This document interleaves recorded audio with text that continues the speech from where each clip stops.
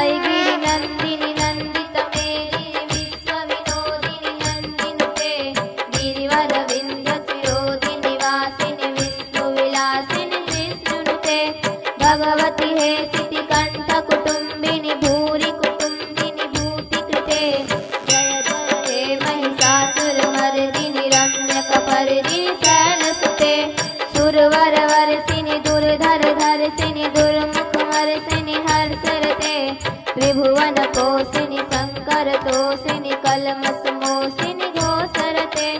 धनुजनिरोषिनि दुर्मदशोषिनि दुर्मदिरोषिनि सिन्धुसुते जय जय हे महिषासुरमर्दिनि रम्यकपर्दिनि शैलसुते ऐ जगदम्ब कदम्ब वनप्रियवासिनि तोषिनि हासरते शिखरि शिरोमणि तुङ्ग हिमालय शृङ्गनिजालय जगते मधुमधुरे मधुकैटभगन्धिनि महिषविदारिणि रासरते जय जय हे महिषासुरमर्दिनि रम्यकपर्दिनि शैलसुते ऐ निजहुङ्कृतमात्र निराकृत धूम्रविलोचन धूम्रसते समरविशोषित रोषित शोणित बीज समुद्भव बीजलते शिव शिव शुम्भनि शुम्भ महावतर्पित भूत पिशाचरते जय जय हे महिषासुरमर्दिनि रम्यकपर्दिनि शैलसुते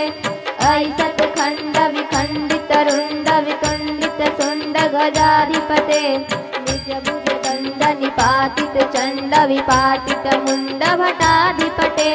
रिपुगज गण्ड विदारण चण्ड पराक्रम चण्ड मृगाधिपते जय जय हे महिषासुरमर्दिनि रम्यकपर्दिनि शैलसुते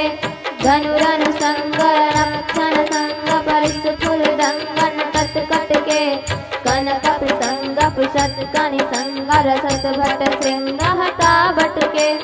हत चतुरंग बलक्षितिरंग रटत बहुरंग रटत बटुके जय जय हे महिषासुरमर्दिनि रम्यकपर्दिनि शैलसुते ऐरण दुर्मद शत्रुबराधुर दुर्धर निर्भर शक्तिमुते चतुर विचार धुरीन महाशय दूत कृता प्रमथाधिपते दुरित दुरीह